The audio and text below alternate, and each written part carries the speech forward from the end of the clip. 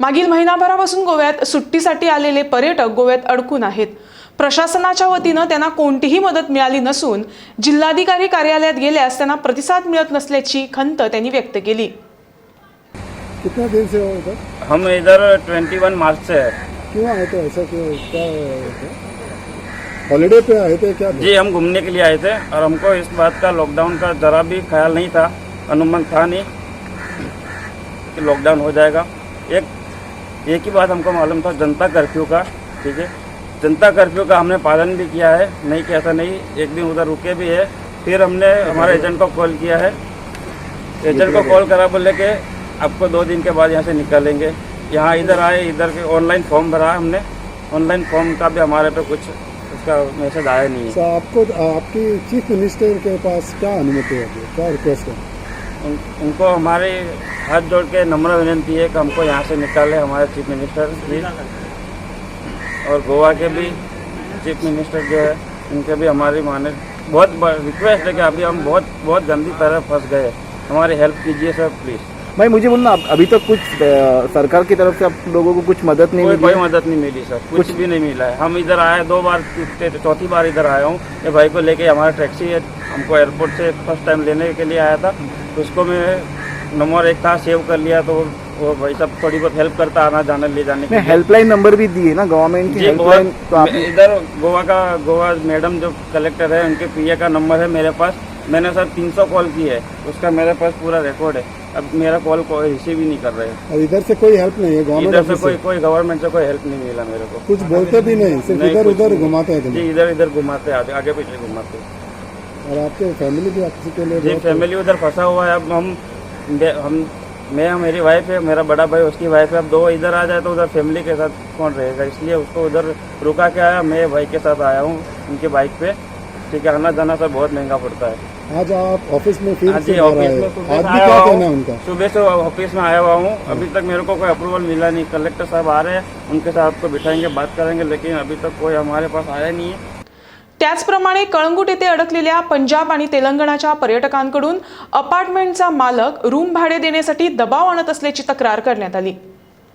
Hello, मैं यहाँ पे स्माइली हॉलीडेज़ अपार्टमेंट में पिछले 1.25 महीने से रुका हुआ हूँ, जब से लॉकडाउन शुरू हुआ है। और तब से प्रॉब्लम हमको ये आ रही है कि अब खर्चते खर्चते पैसे जो है हमारे पास ख़त्म हो चुके हैं। और मेरे साथ यहाँ पे, मैं पंजाब से हूँ, लुधियाना से, और मेरे साथ एक और 2 फैमिली और हैं, वो लोग हैदराबाद से हैं। और हमारे पास इशू अब ये है कि हमारे पास खर्च से पैसे टोटल ख़त्म हो चुके हैं। मैं अपने होटल ओनर को 45,000 पेड कर चुका हूँ, और जो हमारे जो हैदराबाद वाले जो हमारे साथ हैं, ये लोग 1 लाख रुपया होटल ओनर को पेड कर चुके हैं।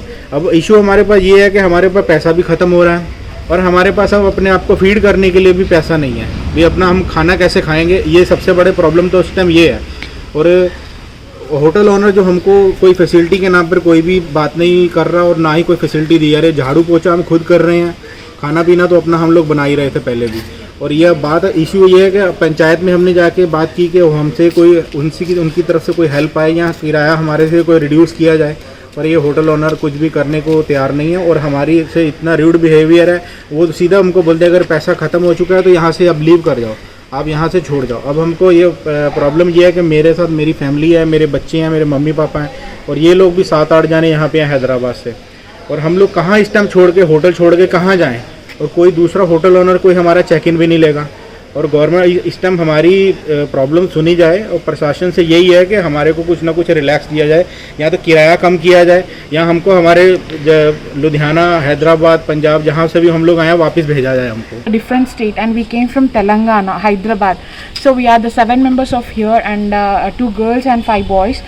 So our families have been dependent on monthly based salaries, so we don't have any our parents don't have any option to send amount from there. and which we got, it has been completed, and which were like our parents have the little of strength, they have sent it that also. Now they don't have any option here, and we went for the panchayat office. They said that we are going to help, and like after few days we went back and we asked that we can't do anything now, you just go and approach the collector. But we don't have any option to go for the collector office also, because no vehicles over here, and we are ready to go by walk also, but we don't know how police people going to react on us, and we don't know anything over here, so we did not took that step. And we request you, sir, and we request do us help to send from here, because we can't sustain here, because we don't have any money support, and mentally we are very depressed, and our families are very depressed because of this. And please do help, sir. Thank you.